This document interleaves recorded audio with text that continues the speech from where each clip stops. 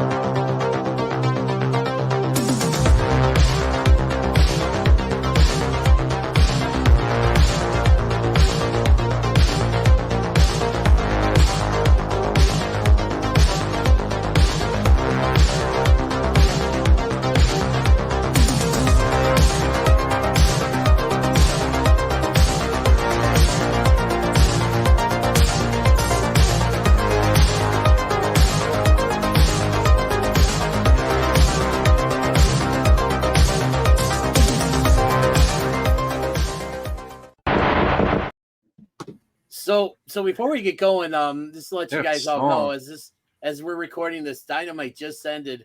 I was watching the match upstairs, and then my son wanted to come downstairs, so I wanted to bring the phone down so I could catch the end of it. By the time I got settled in and turned it on, turned my phone on to my Uverse app, I see Darby Allin with a lit flamethrower. Yeah, I came up here to get ready for the show, and yeah, I heard about Darby with the flamethrower after the fact. But how did he get in the building if they gave out the flyers with his picture on it? Who knows? He's a mysterious man. So obviously, with the flamethrower reveal, I understand it now. But leading up to the flamethrower reveal, I'm like, how in the hell is this the main event of Dynamite? Why have they put Bryan Danielson versus Satnam Singh? well, Danielson. Okay, Danielson. Main event. I buy, but yeah, Satnam Singh. He's God bless him. He tries really hard, but he's not going to be that main event guy. But I mean, I saw this match and I heard it was going to be the main event, and I was like, okay, obviously it's got to set up something for Anarchy in the arena. Well, I mean, the thing is that earlier in the show they even did the big Brood blood drop, and it was huge. There was so much to the point where it soaked through however many canvases they had, and then there was just a little ring of fake blood in the middle of the ring for the rest of the night. Oh my God. I'm like, what are we doing here? That didn't even look like blood. That looked like freaking like strawberry jelly or something. Because that didn't look that looked like lumpy. That looked like fluid. Like it didn't. The strawberry stuff you put on ice cream, right? Where that has a little. There you go. Yep. The strawberry topping. There you go. That's good. Yeah, it's just fruit like corn syrup and red dye. Red dye 3 or whatever. I don't know whatever the cheapest red dye there is probably knowing them. Yeah. Oh no, I don't know about that. TK's got the money. I'm sure he'd probably. He spends it. He spends it on the talent. I don't know. I mean, what happened when they tried to do explosives? So just get sparklers. We'll be fine. That's how he got in though, Isaac. Tony Khan dropped him off in the car. Tony Khan escorted him personally to the arena. Oh, Tony. Well, I'm glad he's Um, doing better from his Tony Khan driver. uh, I Being was the TJ really, driver. man, I was so worried for him. But you know what though? He was a trooper for showing up at to being in the Jacksonville Jaguars war room the next night for the NFL draft. I know, with That's the neck brace. He's But hardcore. but I tell you what, man, like it feels so I don't know, it just feels like Vince did it so perfectly when he showed up to goddamn court with the thing on, being like trying to win sympathy with that, and to have like them just redo the same gimmick. I don't know, man. Just it just reeks of AEW, but it is what it is. Yeah, and so okay, so we'll get into it here. So pretty big weekend coming up here for both major companies, because both have a show going on this weekend. And obviously we've got AEW with Double or Nothing on Sunday, and then on Saturday we have King and Queen of the Ring. And since we got two shows, guys, first topic of the night, give me one match from either show that you're excited for this weekend. I mean, honestly, I'm excited for Cody and Logan. I'm excited to see what they do. Cody can put on. I mean, you're going to hear his name a couple times tonight, but that's could be good. I mean, and whatever Gunther does, I don't know who he's facing yet, but he's whatever he's in is always like 5 stars, especially if it's on a premium live event. He's gonna be in that King of the Ring final. Yeah, he's in the final. I just don't know who. It's Randy Orton or Tama Tonga, but I mean, it has to be Orton, right? It has to be, because it makes more sense at this point. You were either going into Monday Night Raw, you were either going to get, as a final was either going to be Jey Uso and Tama Tonga, or Gunther versus Randy Orton, because Randy Orton versus Jey Uso and Gunther versus Tama Tonga just don't make sense for either one of those, so you knew it's going to be one or the other. Yeah, I mean, and for being what is essentially a huge glorified house show, it's Gunther versus Randy Orton's an easy match to make. You're going to get people singing the song. I just wonder what that match is going to look like. Gunther kind of has a style that he follows normally, and every once in a while, he'll work a more submission based, or he won't chop as much. I wonder if this is going to be one of those matches where we don't see Gunther chop as much. You think Randy wants to take that? I don't. I think Randy will do it. I think we're going to see at least 7 different finishers from Gunther. I think if this were Randy Orton, let's say maybe 10 years ago, no. But I feel like this Orton that we've been seeing since his comeback hit, and even like slightly before he got hurt when he was doing the stuff with Riddle, dude. Somehow Riddle chilled him out, bro. Yeah, I think Orton's like a more, like, he's more open. I think like he's matured. He's grown up. I mean, shout out to him, by the way, for showing up at his dad's induction into the Hall of Fame ceremony they had in St. Louis this past weekend with. Yeah, that was cool and stuff. So like, and he wanted to do that. He wanted to be there and stuff. Our buddy, my friend of the show and friend of the network, Ty was actually down there, and I think he actually got a picture with Randy Orton. Oh wow, old Ham and Egger himself. Yep. Oh yeah. So, but shout out. So you said Cody versus Logan. Shane, you said Randy versus Gunther was yours. I threw that one out there too. No, actually. My real most anticipated match of this weekend is Charlie Tiger versus Beef for the Unsanctioned Pro Heavyweight Championship at GCW this Sunday. But out of the, it's pretty cool. My local Fed, their heavyweight championship is getting defended at the GCW show. I'm actually going to a show Friday night. Which is why we, I wasn't available to record this Friday night. The main event of that show is going to be Chicago Style Wrestling Champion Warhorse Jake Parnell with his new gimmick, which, by the way, is awesome. He's going up against in a title EC3, right? EC3. Yeah, I looked it up for the NWA title, so that's going to be really interesting. Chicago Style Wrestling's been doing a lot of work with the NWA. Is I think the NWA is looking to establish, the territory system again, and it's good to see because I know a lot of the guys that work for CSW. I know the guy that runs CSW's name's Steve Boz, great dude, like always very been very good to me at the shows and stuff. So happy to see this kind of stuff happening and that. So. But sorry, Shane, we kind of went off on a tangent there. You mentioned what was your match from the big two shows that you were looking for? As long as I watch it, which I may or may not. I mean, Anarchy in the Arena, right? Like Okay. it's just gonna be fun to see. It's always fun to see what they do with it to varying degrees of success. A lot of time, but it's always just pure insanity. And Isaac especially knows I just love that kind of stuff. I love the COVID Money in the Bank. The stadium that was stampede. actually fun. It was dog shit. It was so bad. Let's we can't get him going on this. They murdered Rey Mysterio. Yeah, somebody else got yoinked too. Who? I think it wasn't AJ. Two people got no. They didn't kill AJ. It was definitely Ray. Yeah, because then they took his eye out like not too long ago. Yeah, I was gonna say. And then they sacrificed John Morris into the zombies.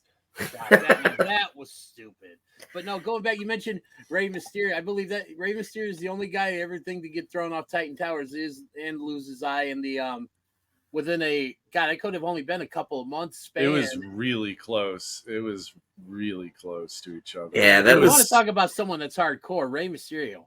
What a strange time. Yeah. I mean, think about the other weird shit with Ray too. Though they had the freaking Cinnamon Toast Crunch at this match with Dom at Mania. What, 2 years ago now? Yeah, just a giant Cinnamon Toast Crunch guy. I'll never forget. It was like, this match is being sponsored by Cinnamon Toast Crunch, and I was like, oh, a blood feud between his father and son. Wait, that's right. I forgot. And then. Yeah, they come walking out, and he's standing in the corner. I was like, "What the hell? Yeah, what the hell is that?"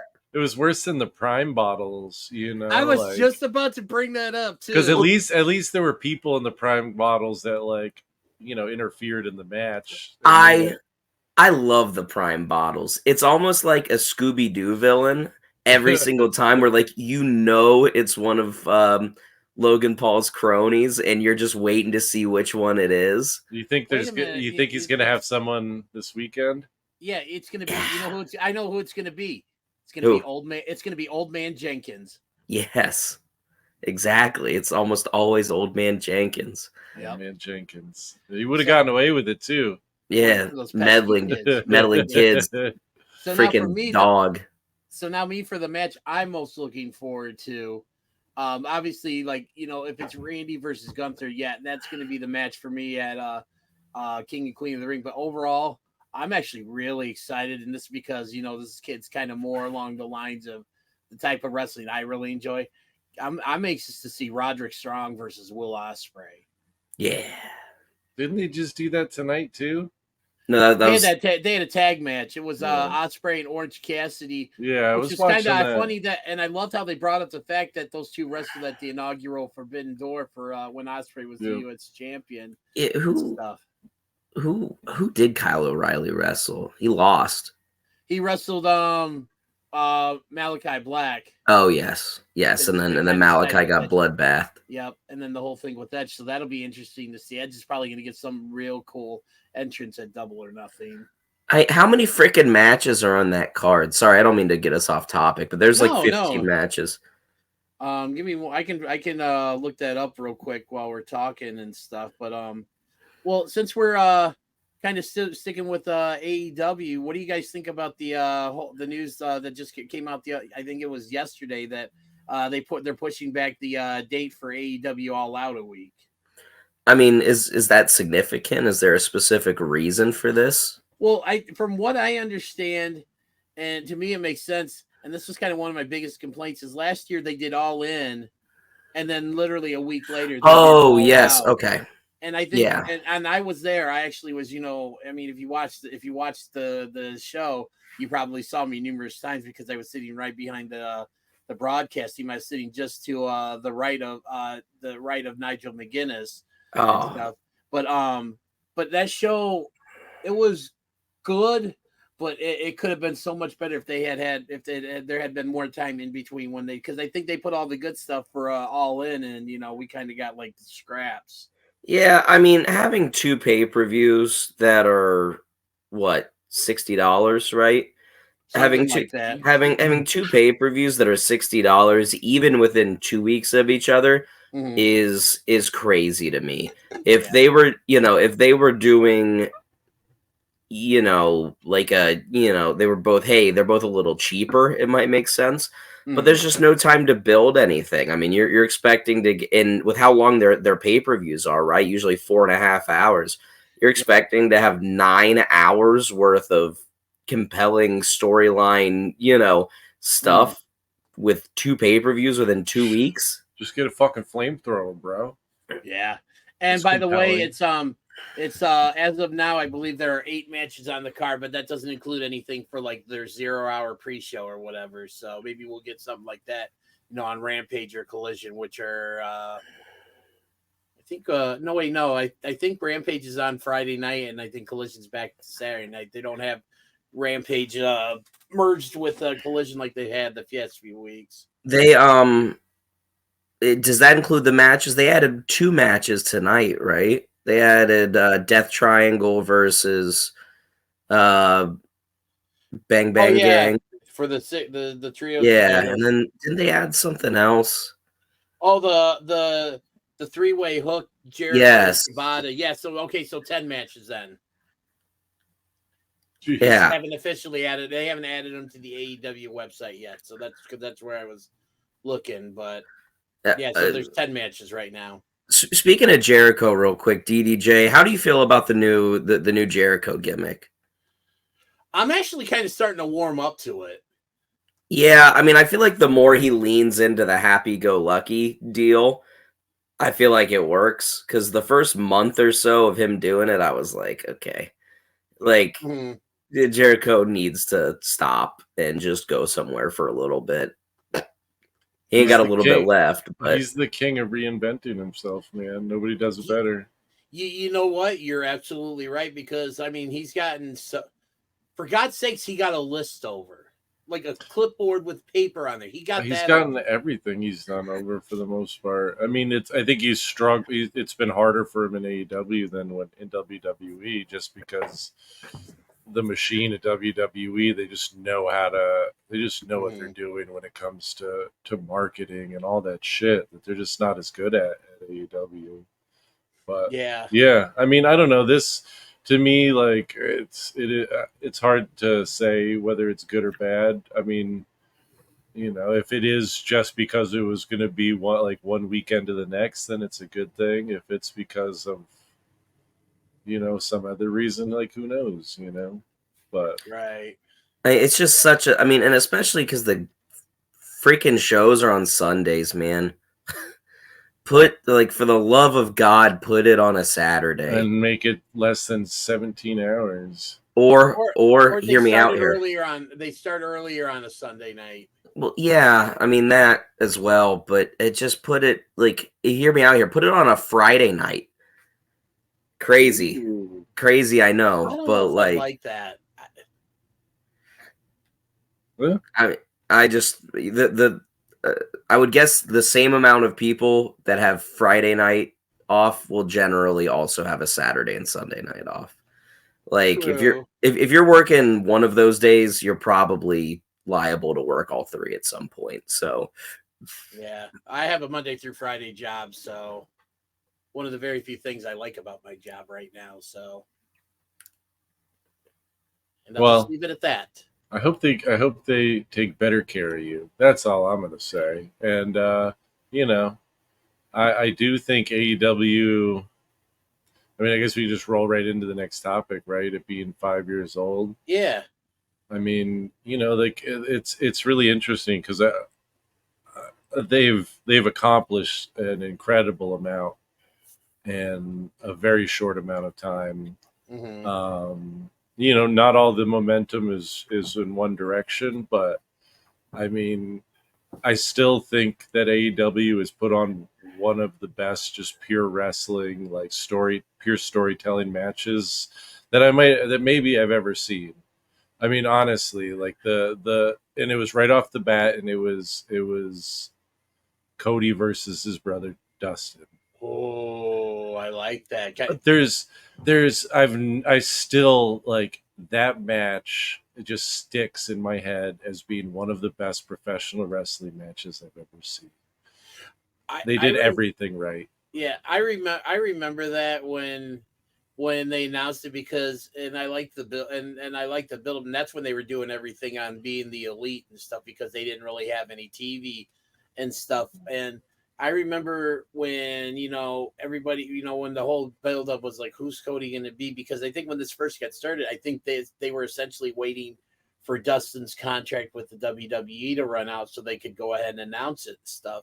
But I remember seeing that, and I'm just thinking, holy crap, we're finally going to get that Cody versus Dustin match that we got robbed of in the WWE when they put on that god awful match with Goldust and Stardust. I think at like a No Way Out or an elimination. Yeah, it was some incredibly low grade pay per view from that time. And it's like, to put those two characters, it's like, dude, let them just tell the story of like them being two brothers, and one of them got the dad's affection, the other one didn't, and let it go from there. They really did a great job with that match. I mean, and Cody, credit where credit due, and can put on an incredible match and tell an incredible story, given the opportunity.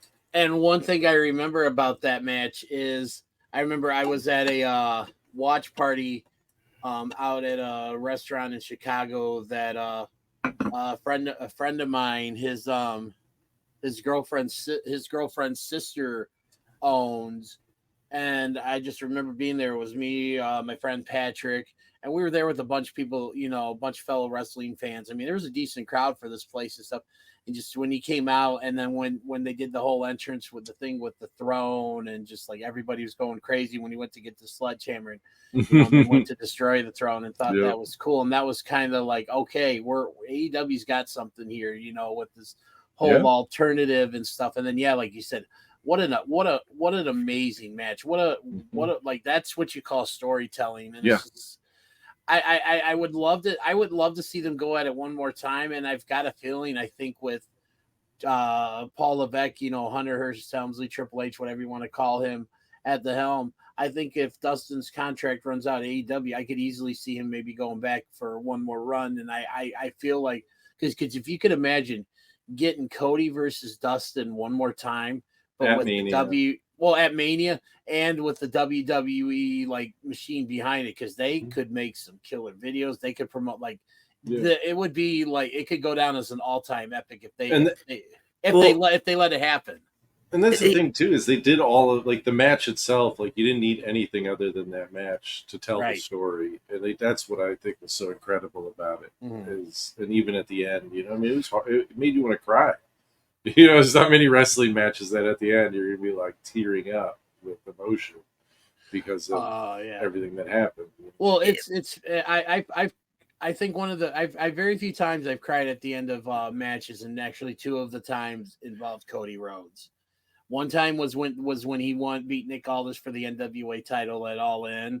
I was there for that, and I was with my friend Patrick. And I cried for that. And then when Cody won the title at Mania, I was bawling when he won the title at Mania. Yeah, for sure. Shit, man. Yeah.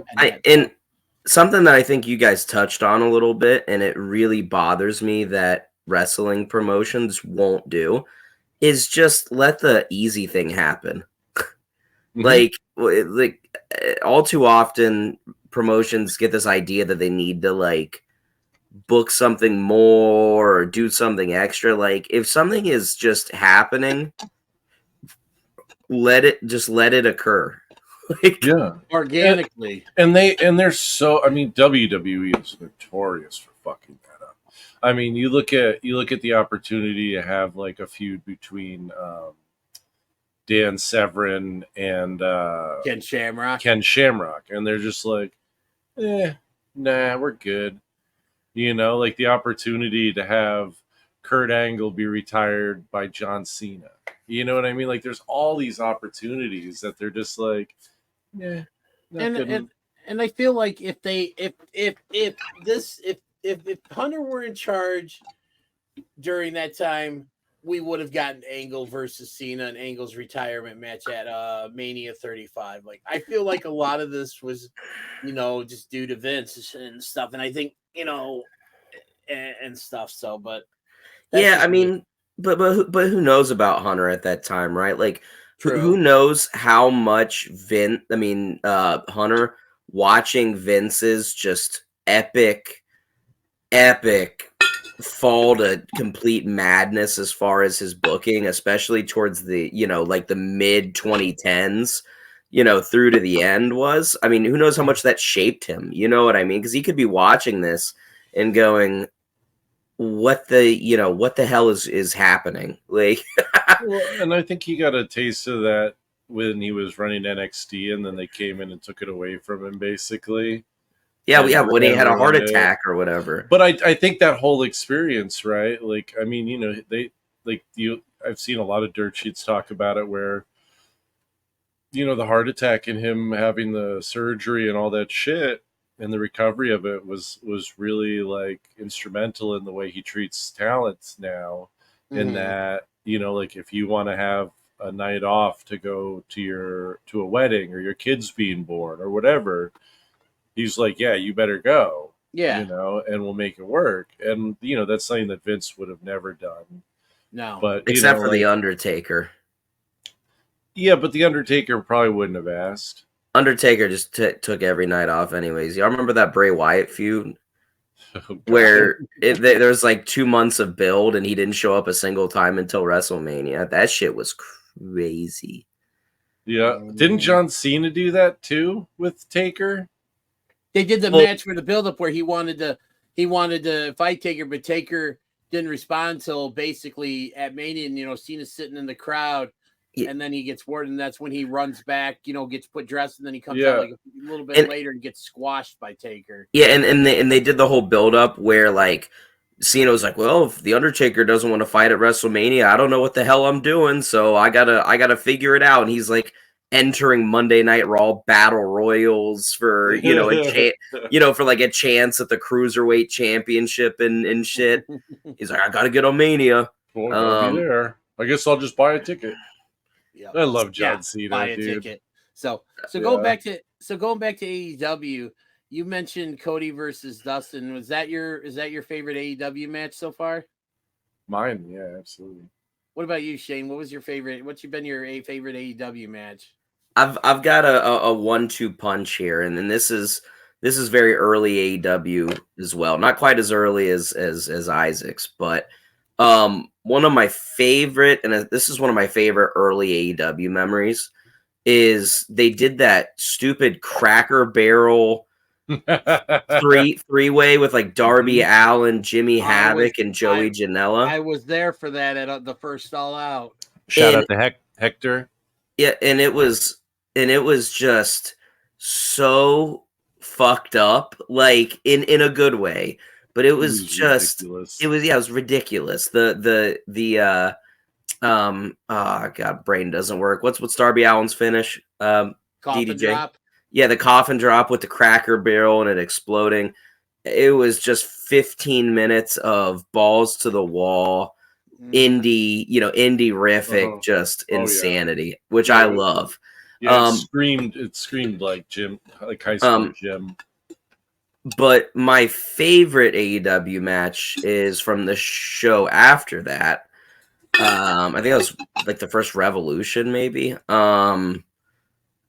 Which was the lights out, unsanctioned ordeal between Jon Moxley and Kenny Omega. That was Full Gear. Yeah, I love that match. I think it was the perfect combination of a Kenny Omega length epic with just constant hardcore. I mean, way harder core than what you were used to seeing on television at that point. Yeah, I don't know. I love that match. I think it's so good. I think it was a perfect first match for Moxley. It's a real, kind of turning point for a lot of people. I think with Kenny, with what he went through in that. Right. And then a couple quick moments. I got to give a shout out to Sting's debut, and I hate Sting. So the fact that I'm shouting that out, I can't stand Sting, even though I'm wearing a Sting shirt. So, yeah, his debut, especially during COVID when it was, and like there being fans there, was just really special. I think, especially for when it happened in the relation of the world. And then another moment I want to shout out is Nick fucking Gage on Dynamite doing the light tube gimmick with Jericho. It's still And one doing of the pizza cutter going into the Domino's ad or whatever. Yes. It's still one of the damnedest things I've ever seen. I don't think I will ever forget it. Because the Dynamite before, right? The MJF's doing the Trials of Jericho thing. Yep. And he's going through psychosis, and I'm thinking, I'm like, Juventude. Yeah, Juventude. I'm like, who's it gonna be?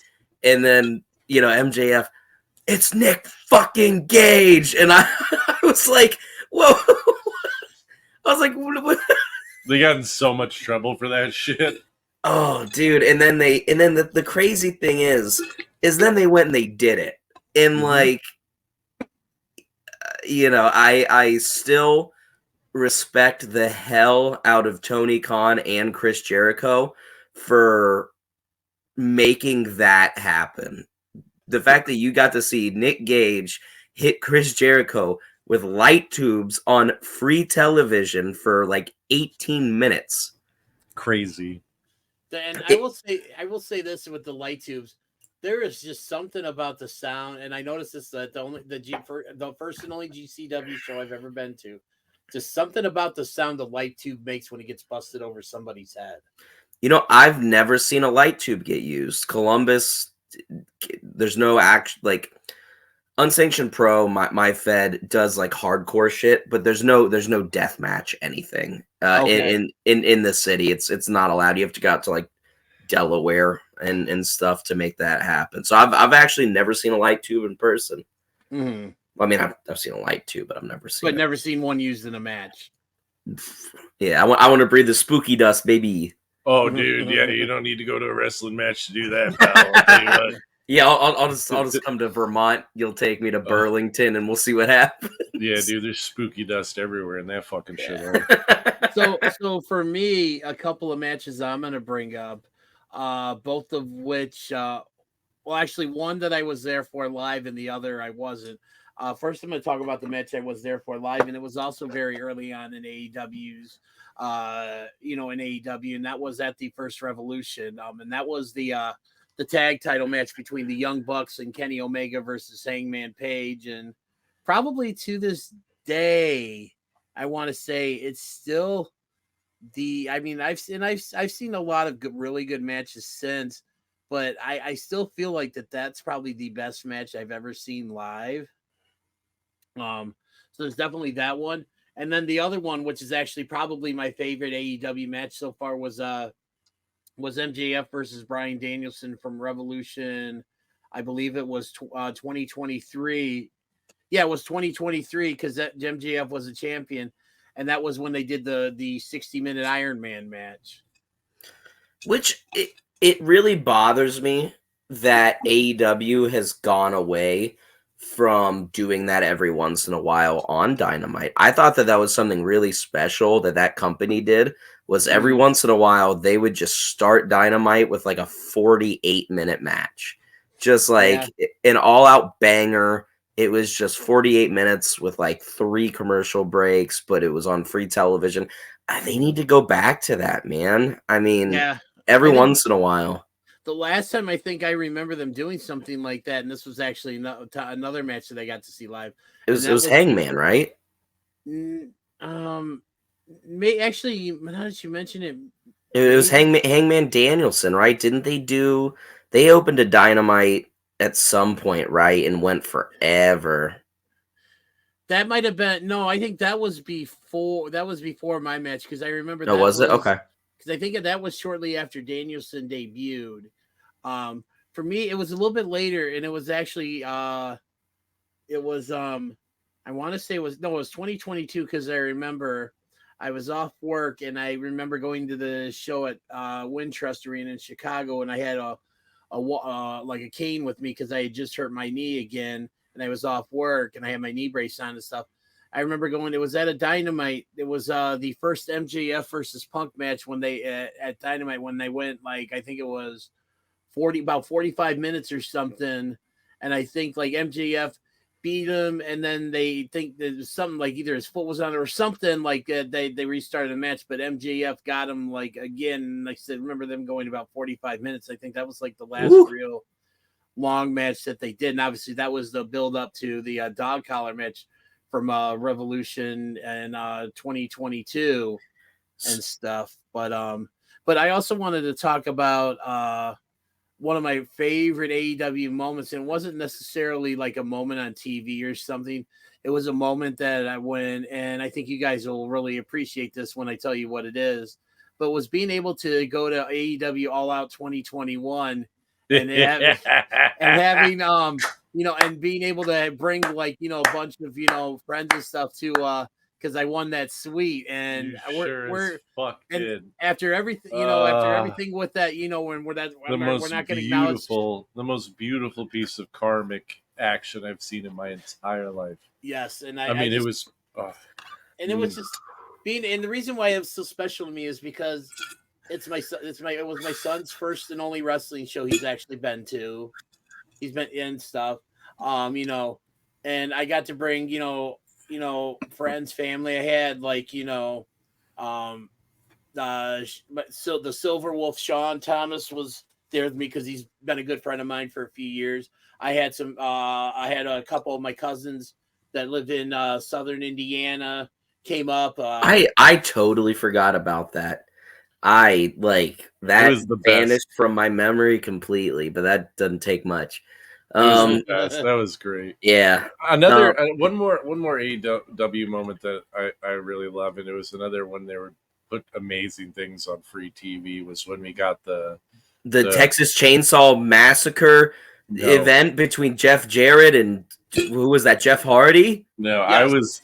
I was thinking about the time we got Minoru Suzuki versus Bryan Danielson on free TV. Wasn't that on YouTube? It was on YouTube. Yeah, it was on YouTube. It was incredible. They fucking whooped the shit out of each other. One of the best parts about the All Out show was after Moxley's match against oh god, I can't. I'm drawing a blank. The guy he faced, the Japanese wrestler that he faced. It wasn't Shibata. It was God. I'll have to go back and look. Oh! You're thinking of I believe he's actually their MLW champion right now. Yeah. Hold on, now I got to look it up. I have no idea. Don't look at me, man. So while you're looking it up, DDJ, here's my hot take. I don't get excited to see Suzuki on AEW anymore at all. I don't either, but that one I did. Satoshi Kojima. Yeah, it was Kojima. And then when Minoru Suzuki showed up after the match, dude, the whole place went ape shit.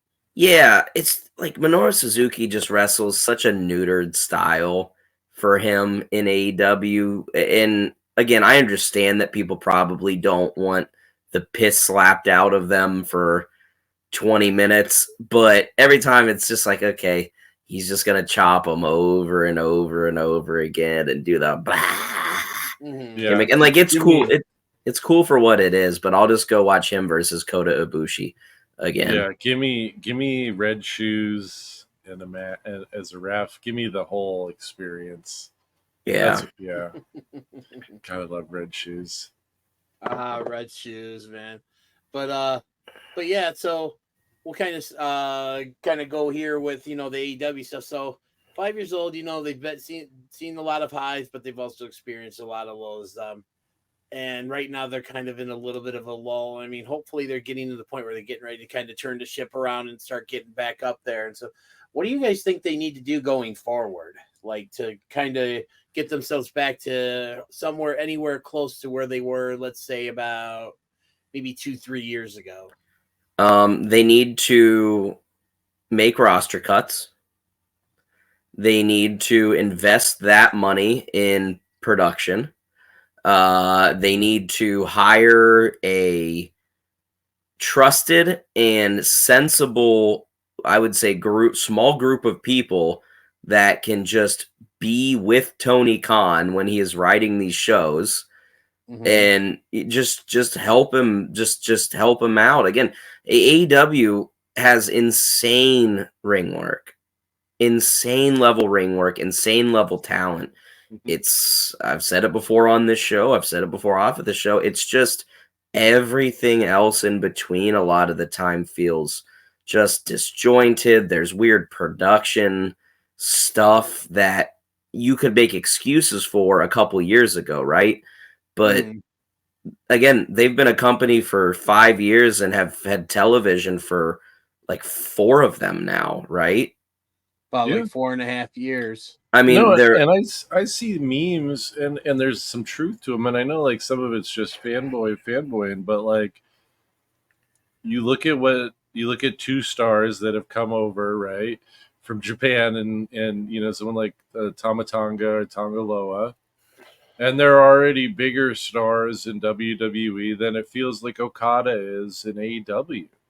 And Okada is one of the greatest fucking wrestlers, if not the best fucking wrestler in the world. Cody And Rhodes, he feels like he's a much bigger deal in the WWE. Way bigger. Yeah. So Isaac, you won't understand this as much as DDJ probably, but I've got an even Cargill as well too.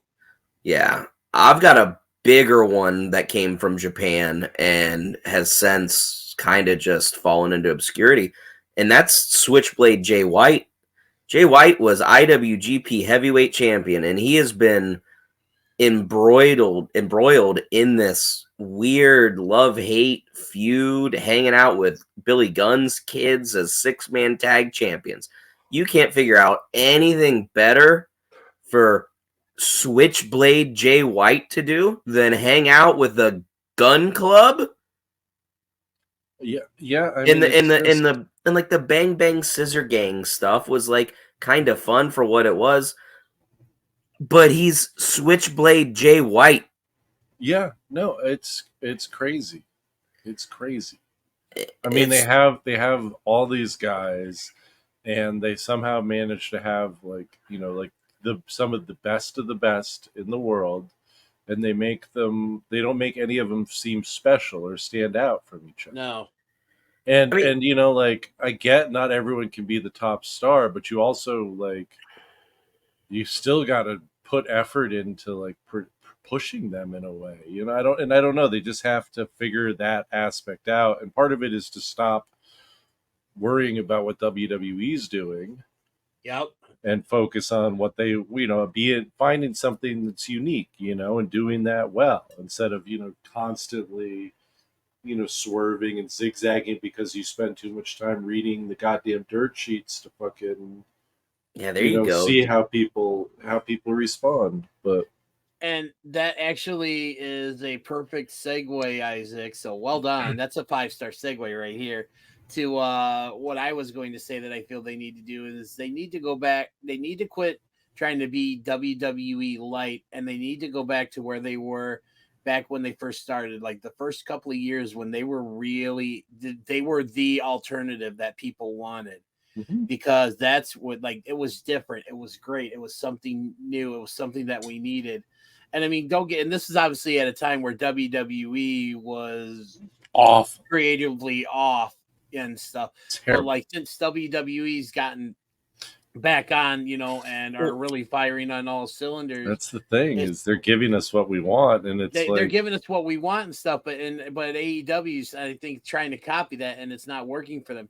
They need to go back to being, you know, the alternative. You know, they need to go back and do something different, because it's like, I'll be honest with you. AEW back when it first started was can't miss TV for me. Like that took priority. Like if it was anytime when they had the Tuesday or the Wednesday night wars when NXT was on and it was AEW, I always watched AEW live, and then I'd go back and watch NXT. Now it's gotten to the point where I watch Dynamite, and that's it. I don't watch Rampage. I don't watch Collision. Like I AEW don't is not pay a must watch for me. second of attention to either of those shows. Well, It's and- just Rampage. I mean, Rampage as a show is just useless. Like, just rip off the Band-Aid, put that shit on the end of or at the beginning of Dynamite, make Dynamite 3 hours. Just do it. Again, it sucks, whatever, it's painful. But like, you get more I think we talked about this a couple weeks ago. You get more eyes on Rampage. Who is tuning into Rampage to watch 3 matches that probably weren't good enough to make Dynamite or Collision? Yeah. Probably And I mean, people that and went to the tapings to see if they could see themselves on TV. I don't know. I think you also touched on it, and I think the biggest thing they have going against them now is like the whole reason that AEW was created was to counter the shit that Vince was doing with WWE, Mhm. right? That was the whole purpose of the show. They were like, we are the alternative to Vince McMahon's vision of what wrestling is. And that works as long as Vince McMahon is the one you're going against. But they're not going against Vince McMahon. No, They're going against somebody who understands wrestling at a much deeper level than Vince ever could, and also understands. I feel like human beings in a way that Vince McMahon never could, and I think that they're still trying to be this alternative when there isn't a need for that alternative, right? And so you need to turn yourself. You need to, a la Chris Jericho's, reinvent what you're doing and create but something that's more interesting. And I feel like we can kind of start winding down because we got one more thing to talk about, and then we can start wrapping it up. I feel I get what you're saying, but I still feel like that they can be an alternative, much in the way that ECW still remained an alternative once the Attitude Era kicked in. Like because back in when I first discovered ECW, yeah, WWE and WCW were really both. I mean, especially looking back on things now, they were creatively off. Both of them were, but ECW was something different. And I remember just channel surfing one day, coming across like the local, my local cable access channel. And I remember seeing someone that I recognized before. And first person I could think of, I don't know if it was the case, but it was Raven, back because I remember him as Scotty Flamingo and Johnny Polo. And I'm like, wait, what's this? And then, I'm seeing, and then, I discover guys like the Sandman, Tommy Dreamer, the Pitbulls. And I'm just thinking, this is actually really cool. And like, it was something different. Like, it's like, I love, ECW. And even as like, the Monday Night Wars started picking up, both of those shows got better. ECW was still like something different. So I feel like AEW, they just have to figure out what that different is. But I still feel like that they can be something different. They can be. I still think ultimately, though, with ECW, I mean, they were still going up against the idea of bad wrestling being what it should be, right? Like, it should be more sports entertainment, and I think we're getting away from that, and that makes it just makes the dynamic much different than what AEW was built for. And I think they're having a really hard time adjusting to that because the whole anatomy, the whole DNA of AEW was we're the pro wrestling company. We're not the sports entertainment company. And now WWE is like, we're pro wrestling again. Vince is gone. This is pro wrestling. And we're going to keep doing pro wrestling. And we're going to do it the best that we can. And that's pretty fucking good most of the time. I mean, I just don't. I mean, I think you need to completely, if you're going to fix AEW, you need to completely eliminate WWE from being mentioned again. Like when you're thinking about it, when you're talking about it, when the promotion is on, they need to just all hands on deck, everybody together go, we are focusing on ourselves. We are moving forward, WWE can exist over there. We can exist over here. And we don't, and they need to stop with the cheap shots because that's a huge just. And it just never ends. I No. mean WWE at this point has forgotten AEW exists. They took a couple little cheap shots here and there, you know, at the beginning of AEW getting television, especially. But again, who cares? Focus on what you do well and work to round Right. out the other bits. They need to make people give a shit about everything on the show, because oftentimes I think that people look at matches and go, I want to see that match. But then they do such a piss poor job of building it up that there's no actual emotional connection to the match other than it happening. It's like the Death Triangles match versus the Bang Bang Gang getting announced today. I'm like, yeah, that's kind of cool. I get to see Death Triangle, you know, Pac and What is it? I mean, it's who's it for? It's not for anybody. It's not to get people in it hooked. It's to, you know, it's like there's a small group of fans that you're placating to, but without really trying to ingratiate new fans at the same time by having compelling stories. They honestly, they need to make the roster worse as a whole. I mean, they need to be able to establish like a tier system. You know what I mean? This guy's here, this guy's here, this guy's here, this guy's here, and allow people to move up and down the ranks, because that creates something dynamic. Where AEW is just like, well, everybody's going out on Dynamite and wrestling for 18 minutes and throwing literally everything they can into it every single time, and every single match is, you know, this. It all, and like it always feels like, you know, like these matches just go and go and go, and it's more just for the sake of having a crazy match than it is for any sort of compelling, like, you know, like tonight, like the opening match. I mean, there was some good stuff in it, but like, why? You guys have the same. You guys are building towards a pay-per-view match. Do something more interesting. You know, like, don't give it all away. And I just was thinking, like, you're giving so much away. Like, you have great wrestlers here. You tell a good story. You get people interested. See, I don't really care to watch the pay-per-view because I watched so much of those two already. Like, right before, even if it is a tag match. Yeah. So one last thing I want to add, that we get into our last topic so we can start winding down here. And it's actually off of I think what Shane just said, is that's another thing that they think AEW needs to do is they need to, while it's great that they cater to that hardcore audience, they need to cater to the casual fan base more so, because that's the only way they're gonna grow their product. Like, the hardcore fans are always going to be there, but you need to get those casual fans in, because that's how you grow your product. And that's one thing WWE has always been good at, especially when they bring in people like Bad Bunny and Logan Paul and these celebrities that have proven they can go, because people are like the casual Sexy fans. Red is coming to NXT. Yes. Sorry, DDJ. No, I don't know. That's fine. Like, I don't even know who the fuck she is, but but I mean, That is not shocking. That's it's not, because my musical tastes are a lot better than people like Sexy Red. So, Sexy Red can get it. Yeah. So, but anyway, so going under our last topic here, you know, we talked about it briefly and stuff, but what are your thoughts on how the King of the Ring tournament has been presented this year?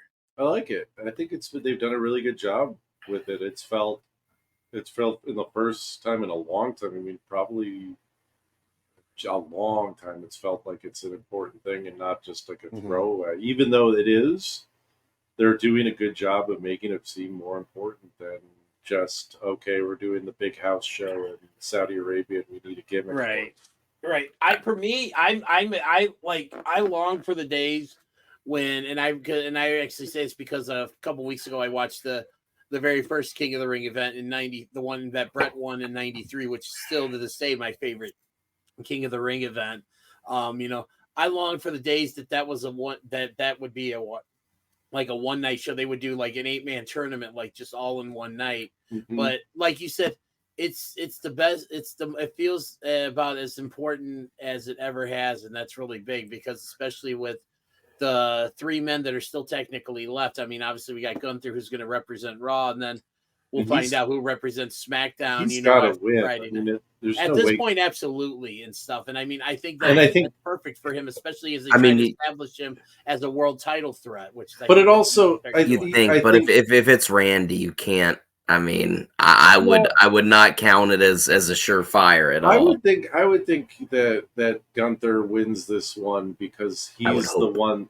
He's the linchpin to making King of the Ring successful. I think He can do he's the one who makes it feel important again when he wins. If Randy wins, it's just another thing Randy's won. But if Gunther wins, then all of a sudden being King of the Ring seems prestigious again because that's what fucking Gunther does. Yep. Yeah. You know, that's his whole gimmick. It's incredible.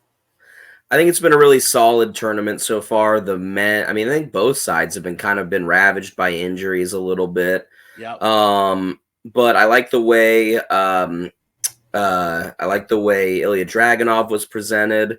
I really like the way Lyra Valkyria has been presented. I mean, that girl got drafted to Raw like 3 weeks ago, and she's going to Saudi freaking Arabia. That's pretty amazing. But I think that how this tournament feels and everything really depends on what they do with it. Do they let the King of the Ring just kind of fade into obscurity and forget about it? Or do they do something smart, work it into Gunther's gimmick, right? And then you can have him coast on that for months while they figure out when he's going to move up and into the, the title picture. And it's perfect for him. It's a great. I mean, and I do wonder if there's going to be some sort of interference from Vinci. They're not spending the damn money to fly fucking Giovanni Vinci to Saudi Arabia, bro. He's I wouldn't be surprised to see him next time they do a round of cuts. I wouldn't be surprised to see Giovanni Vinci on the next, maybe one of the next rounds of cuts and stuff. But I mean, it's just and the thing is they could do the interference, with Ludwig Kaiser and stuff. But the thing is Gunther's that type of heel that he doesn't need interference. Like he's a legit badass heel. Just have him beat Randy Orton. That's what they need to do. They need to have him beat Randy Orton. I mean, Randy Orton's like 44 years old, man. Mm-hmm. Randy Orton can lose a match against Gunther. Randy Orton could lose the rest of the matches for the rest of his career, and it wouldn't harm him one little bit. No. Yeah, I mean, it's he's got nothing to prove. Yeah, it's the only thing to do. Mm-hmm. But again, it's speaking of only thing to do, we only have one thing left to do, I feel like. Oh, is that what I think it is? What a segue. It's time for picks or it didn't happen with Isaac. Hey, that's me. Let's see. I was curious, and I think my guest this week was the happy one, Sir Baron Corbin. Baron Corbin. All right, here we go. Oh, I was almost positive you had one with him. No, I haven't been lucky enough to get him. And speaking of Baron Corbin, you want to talk someone who's extremely underrated in the WWE right now? I freaking love Baron Corbin. Ever since he cut the hair. He gets shit on way too much. Ever since he dropped that biker gimmick, he's been great. The lone wolf, yeah. They need to bring him back onto Raw, man. It's a freaking sedate Braun Breaker. I don't know what the hell happened to Braun, but he is mad. He was wrecking havoc on Monday, man. Oh my god, yeah. I watched that. He was just hanging out. I mean, they were just hanging out, being buddies when they were together, and Braun gets drafted to Raw, and here's this for a 5-star tag team. You got Baron Corbin and R-Truth. Oh, what would you? Why would that happen? I don't know, but you could have the Happy Truth. I don't know. Oh, it's incredible. It's time to end the show, man. That that really killed it. All right, guys. Well, thanks for watching. We'll see you next week. Breaking news in the world of professional wrestling after we got done recording the episode. A lot of new things developed, and we just couldn't wait to talk about it till next week. So I rounded the guys up. We decided, you know what? Let's not wait. Let's talk about it now. So let's kick it off with the news about in 2026, SummerSlam is coming to Minnesota, where a lot of people thought WrestleMania next year was going to be. But not only are they coming to Minnesota for one night, they're actually coming for 2 nights. What are your guys' thoughts on SummerSlam 2026 going 2 nights? Man, I don't know. WrestleMania is one thing, but dude, that's too much wrestling. That's my opinion. If you can't get a good like SummerSlam, that's like solid like 6 to 7 matches, then I don't know. But there's going to be 2 nights of 6 to 7 matches. I know, that's a Sunday night. Yeah, starting at 8:00. you know, we live in it. There's a lot of rumors that with the partnership with UFC, Dana and the company have been putting a lot of pressure on WWE to move their events back to Sunday because UFC runs literally all Saturdays. Like, did you see every week, but did you see the other UFC news about them setting up? I can't remember which which program it is, but whoever has the rights to the online broadcasting, they might just do that and get rid of pay-per-views altogether and basically I think that's ESPN Plus, if I'm not yes. correct. So if you sign up for that, you get all the pay-per-views. Well, do you understand how expensive UFC is, Isaac? Yeah. Oh yeah. I mean, it is. Their cheap ones are like $60, aren't they? There's only like all of the fight nights, right? Which are generally like the smaller cards that they just, run weekly. Those are all free with ESPN Plus. And then like the numbered cards, right? Like 302 is coming up a week from this Saturday. Isaac's favorite number 69. Yes. Oh yeah. And it's and that shit's like it's like $79.99. Dude, it's insane. I mean it's crazy.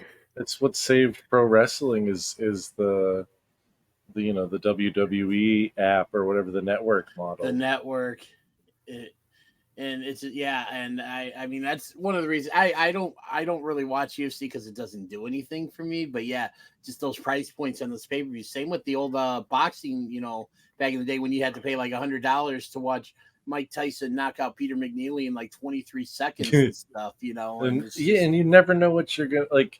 I mean, that's the thing is like you never know what's gonna happen. You can get this crazy main event on paper, and then one punch and it's over. Yeah, I always split the cost with my buddy, like for the big cards.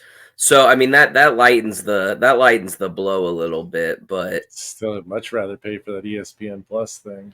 I mean, I would rather just pay like $15 a month. Like just put $10 extra on the cost of it for the one numbered card you get generally once every 2 months. That's kind of usually how they roll. They usually run 4 to 5 fight nights, sometimes 6 in like a 2-month period, and then they'll run like one numbered card. Just tack an extra $15 on it and let people watch the fucking shows, man. Like, I mean, as bad as it is, Peacock is still a great way to watch pay-per-views. Like it's worth every penny plus with everything else you get. It's just and I mean, kind of going back to the whole thing with SummerSlam. You kind of gave your thoughts. My thoughts are, I actually had, because I one of my best friends and a big supporter of the show, my friend Jimmy. Over at Superpowers Comics. Shout out to Jimmy. Yeah, Jimmy. And he had messaged me, and I told him I wasn't a real big fan of it, and he was shocked, And when he asked me why, and I told him, he said to me, it cheapens WrestleMania because WrestleMania is 2 nights, like that is the kind of thing. But WrestleMania is an event that's worthy of 2 nights, and. Whatchamacallit? SummerSlam. Yeah, well, I mean, we talk all the time. Sorry, DJ, go ahead. No, sorry. Yeah, my son was trying to get my attention real quick, and I'm trying to, kind of wave him off or give him the thumbs up or Yeah, whatever. I didn't know what was going on over there. I didn't know if it was a sorry about hostage that. situation or. Nope, no hostages situations here and stuff. But it's just, to me, it's just like WrestleMania is an event worthy of 2 nights. Wrestle Kingdom was an event worthy of 2 nights and stuff. But it's like, to me, just what are they going to do? SummerSlam, then what? 2 years later they're going to do the Rumble, and do 1 Rumble each night, and it's just. And as much as they charge for these shows for people to go to, that's just more money people are going to have to spend, And I mean, again, I love what WWE's putting out there right now, but the money that they're charging to go to these shows, like I said, you mentioned Peacock. Like, to me, I'd rather, as much as I love wrestling, would love to be there live. I'm perfectly just as content sitting in my basement in my dad's old recliner with the reclining portion out, my feet stretched out. I got a slice of pizza or something in my hand that I made. I paid $5 for it at the store, and something to drink in my hand. Where if I'm going to a wrestling show, it's $150 for a ticket. Yeah, if you're lucky. 30 for food. Yeah, 30 for, and that's in a nosebleed. 30 for food, and it's just like party. It's like you're spending at least $300, and that's even before you buy merch. Well, SummerSlam is in Cleveland, Ohio this year, which is roughly an hour and a half, 2 hours from my house. And when they initially announced it, I was like, man, I have to go to this, right? Like, Columbus is never going to get SummerSlam. It's too early in the year for Columbus. It could be 30 degrees. It could be 90. It just depends. I was like, I'm going to go to fucking SummerSlam, man. And they put out the tickets. In DDJ, the nosebleeds were like $350. It's ridiculous. I mean, and absolutely. Yeah, I mean, I was just like, I would consider paying $350 for a ticket if it was like lower. Ticket. If it was like lower, well, it's at the Cleveland Browns Stadium. But I mean, I'll be damned if I pay $350 to sit 1,000 feet in the air to the point where I can't even see the ring. Yeah, you got to duck when planes come over. Well, I mean, you gotta watch the show. You gotta watch the show on Peacock on your phone, anyways, just to see what's going on. I probably would end up sitting in one of the sections that gets hit by the pyro, though. That might be kind of fun. Yeah, right. I could use a lawsuit. But you mentioned about the ticket, and see, that's the thing. Like, it's just, almost everything is expensive nowadays. You talk about WWE, UFC, even basketball game, football games, like, are like, to me, the only and this is why I've been going to so many, baseball games. To me, it seems like if you find the right, the right day and just the right spot, you can get great seats for a baseball game for far less than what you pay. At for a wrestling show. It's nowadays really hard to get bad seats to baseball games. No, especially at where I go. I love going to American Family Field in Milwaukee. I mean, there's really not a bad seat in the house there. You go to even bleacher tickets anywhere for the most part. You spend like $12 to $20. Yeah, no, like. I was just gonna say, you mentioned about the bleacher seats. I'm going up in a couple weeks. I'm going to be heading up to Detroit to go stay with the hot one, Giovanni Tuhati, and we're actually going to go see the Brewers play the Tigers at Comerica Park. And he got us bleacher seats, and I think he said he probably like less than $30 for each ticket and stuff like. Yeah. Yeah. I mean, Yankee Stadium, it used to be $12 bleachers. Right. And then. Even if you go to not an MLB game, like if you go to like a minor league game or a 2A game, the Columbus Clippers, which is our local team, like the stadium is crazy nice. It's like widely considered one of the best 2A stadiums, in the division. I mean, I have gone to games there for like $8. Yeah. $8. Oh, minor league games are so much fun, and they're a lot of fun for the kids too. I mean, because they always have stuff for kids to do. I've got a couple of the hot dog race, man. Who's gonna win? That's one of the highlights at Dude, American Family love Feuds the when they do I the, love the the sausages. sausage race, man. Those are the highlights and stuff. I want to go see the Savannah Bananas. Sorry, I know we Yeah. need to. It's. They're actually here this weekend. I just Oh, can't go. that'd be a lot of fun. I've heard that's a lot of fun, and I mean, wait, the boys, over at Shooting Shit, which you can watch every Friday on YouTube, and join the Facebook group if you haven't already, so you can see our awesome show. They go off track all the time, off the rails all the time and stuff. So we can do it too. This is our show. We can do what we want. Yeah. Oh yeah. But I'm all for it. kind of putting a bow, bow in this. I mean, anybody else have any thoughts they want to add on to this before we move on to the next of the three topics we're going to discuss here? No, I think we said it. All right. Well, we're going to kind of keep in the theme with SummerSlam and stuff, and that it was like maybe a couple hours, about 3-4 hours ago, it was announced that Triple H had made the announcement that the winners of both the King of the Ring tournament and the Queen of the Ring tournament will be getting title shots at SummerSlam. Oh wow, I didn't see that. Yeah, that just broke like a couple of hours ago. Okay. And stuff. So, and I mean, I think that raises the stakes even more for this weekend. Wow, that really makes it feel like it's an important thing too. Mm-hmm. So Gunther wins, the King, and he gets a title shot out of the deal. But you know what though, Randy Orton could possibly see. To me now, this with that announcement, it doesn't make it seem like it's likely that Gunther, like maybe Orton, if assuming he makes it, through Tama Tonga, wins, because maybe we get Orton versus Cody at SummerSlam. Yeah, I mean that's possible, but I just can't see a way that they don't do Gunther versus whoever the Raw champion is at SummerSlam. It's got to go for isn't it Priest or whatever? Right now it's Damian Priest, and honestly, now that I think about it, he's not even on the card for Saudi, is he? No, he's had a weird run so far. Mm-hmm. Well, it doesn't help that Rhea's not there. I think that really fucked things up for him. Yeah, well, I mean, Rhea's hurt, Dom's hurt, like so it's done. It's just I mean now you've got fucking Carlito hanging out with the Judgment Day. Yeah, it's a very strange visual. Yeah. But yeah, no, I mean that's the way it should be as far as the winners of the King of the Ring, like absolutely having them fight for something.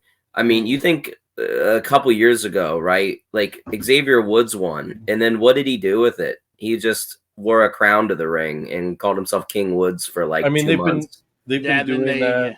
And then they just forgot about it. Like King Booker, I feel like it was the last one it really like they did something interesting with, and then it just kept like that was like the first, last original thing they did with that, and then they just kept recycling that sort of gimmick until they just beat it to death. And I just don't think I'm the king. I just don't think it needs to be a gimmick, right? Like I just don't see why they ever felt the need, and I don't think they will feel the need. Again, you might see it for a couple weeks afterward, right? But you don't have to treat the crown like the briefcase, basically. Yeah, I mean, except it's not. It's it's just a title shot. Yeah, I mean, it's not an anytime cash. Right. We talked a little bit yesterday, or earlier tonight, depending on how we want to frame this, about how wrestling companies don't do the easy things, right? And then they try to make things as complicated as possible. How much easier can you make it than just saying, all right, these 4 total matches, right? Women's Rumble, Men's King of the Ring, Women's King of the Ring. These matches just lead to big title matches at huge shows. It's the easiest thing in the world. I mean, it's what made the Rumble successful, right? It wasn't just another battle royale. Yeah, and you also look at like stakes. And you also look at like what New Japan did, like for their New Japan Cup and stuff. Whoever wins that got a title shot. Whoever won the G1 would get a title shot at at Wrestle Kingdom. That was basically their Rumble type match that would kind of set up their road to WrestleMania. Now we have something that's going to bridge the gap for them, like say King of the Ring to SummerSlam, and you're going to have about maybe like about a little over 2 months, I believe, of a build for this. So, I mean, you get the right guys in there, it's going to be interesting. And I'm if I'm not mistaken, there's one show, like one PLE between King and Queen of the Ring and SummerSlam, correct? I mean, that sounds about right because SummerSlam is in early August, correct? Right. Yes. So, I mean, so this is running, the very end of May. Yeah, I mean, so one for June, right? I mean, Or one for May, or maybe towards the end of June or something. Yeah. Kind of. We'll have to look that up. I'll look it up right now. You keep talking. All right. So a lot of people talk about the post WrestleMania law, right? You get the people that only watch WWE from the Royal Rumble to Mania. Yep. If they continue with this and it works, I feel like you could probably get those people to stick around, right? Because you've got, absolutely. I mean, you've got like 4 total months of the year at that point where, there's, you're kind of just floating, right? And they're kind of doing whatever they want at all times. Right. Isaac, are you coming up with any? Yeah, I got you guys. So we got the 25th which is Saturday. This weekend. We have the King and Queen of the Ring. Then on June 15th, we've got the Clash at the Castle. Oh, and the rumor, I think the rumor for that is it's going to be Priest versus Drew for the title. Yeah. And then July 6th, we have Money in the Bank out of Toronto. Oh, so there's 2. Okay. And then we have SummerSlam on August 3rd in Cleveland. And they're going fucking international. I mean, that's crazy. Saudi into Scotland, into Scotland, into Canada. And then they had the France one too, just barely. They just had that, and then I think they got a show like not long after Bash in Berlin. I was gonna say Germany, right? Yeah. No, I think it's Germany. Yeah. That's right, Bash in Berlin. So yeah, I knew my. And that's the last. That's the last one I think that's scheduled for this year. Mm-hmm. I mean, there's got to be more, but that's all that they've got scheduled out. It looks like. And that one's the Bash in Berlin is August 31st. Yes, so that'll be a couple weeks after. So that should be a lot of fun. I mean, the France crowd was out of control, but the Germans, man, they might be. Yes. Now imagine if they did that show during Oktoberfest, how lively that crowd would be. Yeah. Well, I mean, August 31st is it's getting close enough, right? You got a month. That's a month. You got a pregame. Yep.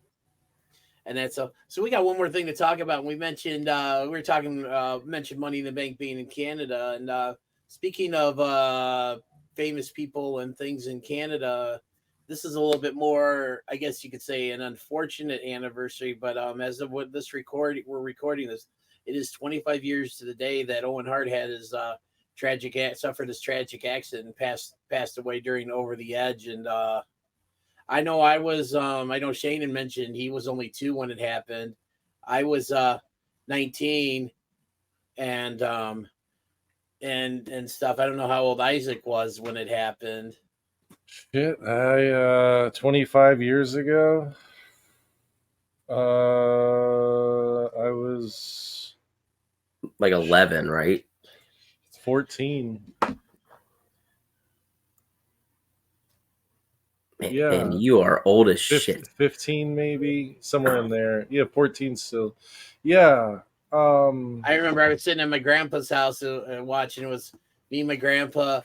I think one of my uncles and from my mom's side, my grandpa on my dad's side, my uncle from my mom's side, and my one of my cousins, and just like I couldn't believe it, like because I the thing was I'd actually seen him wrestle the night before at a house show in Chicago. It actually turned out to be his last match, and I mean, I would have never thought in my life that I would have went to that show thinking that I was going to see Owen Hart's last match. Yeah, I mean, it's just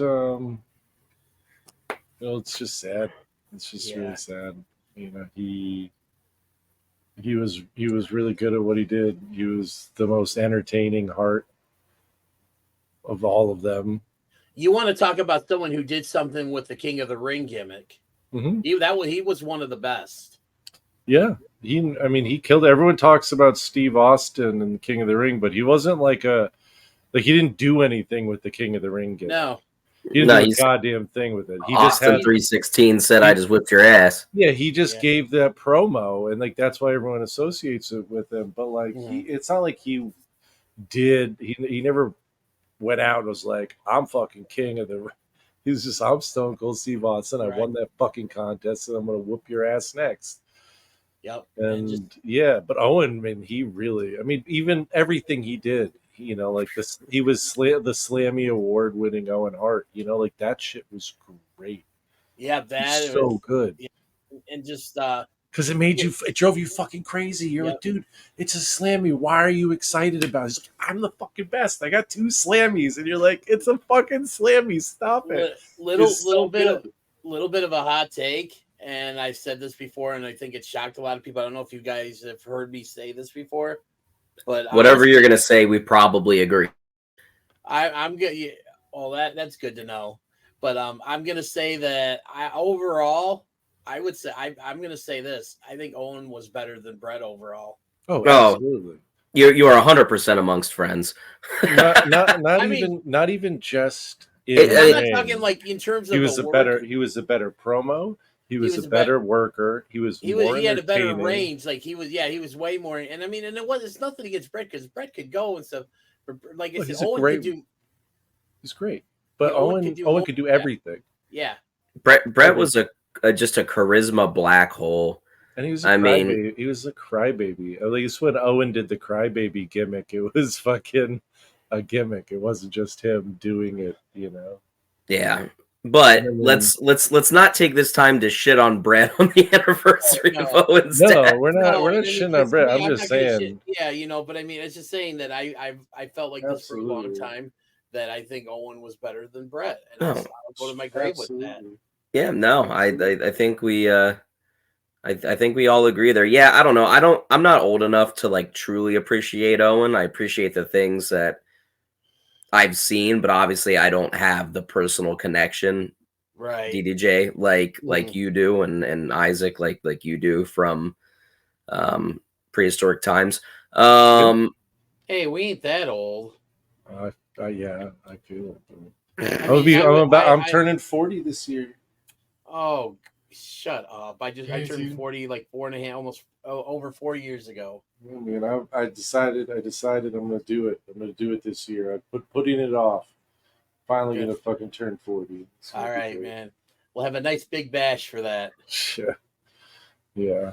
and that's so. But Well, speaking of bash, I always enjoy bashing it with you guys.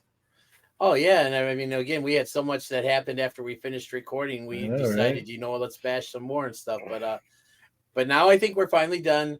Obviously, again, thanks for watching the show, and don't forget to check out Jovan, Joey K, and the Silver Wolf, Sean Thomas. On Shooting Shit that drops every Friday on on their YouTube page, and join us on the Facebook group to see this show. And eventually, the show is going to find its way to YouTube. I just have a feeling. Hell yeah. And don't forget to take your fiber, man. It really helps good. for when you turn 40 Oh, next year. It's really good for you. Oh, Metamucil, man. Get it. Get on it. Start now. You won't regret it. All right, you keep working on that. We'll try to get that Metamucil sponsorship going here, Oh, dude. Oh, man. and that's so. But I'm getting old enough where that legitimately excites me. and on that note, everybody, let's get back to the credits.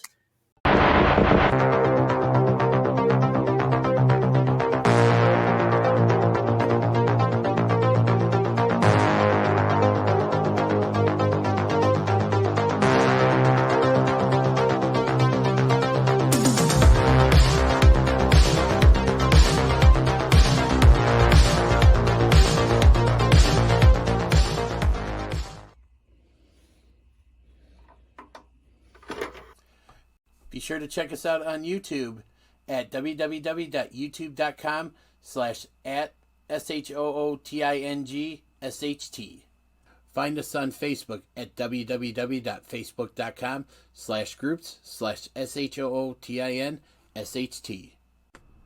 Check us out on TikTok at SHOOTINSHIT. And you can buy your official Shootin' Shit shirt at www.prowrestlingtees.com/SHOOTINSHT. And thanks for watching.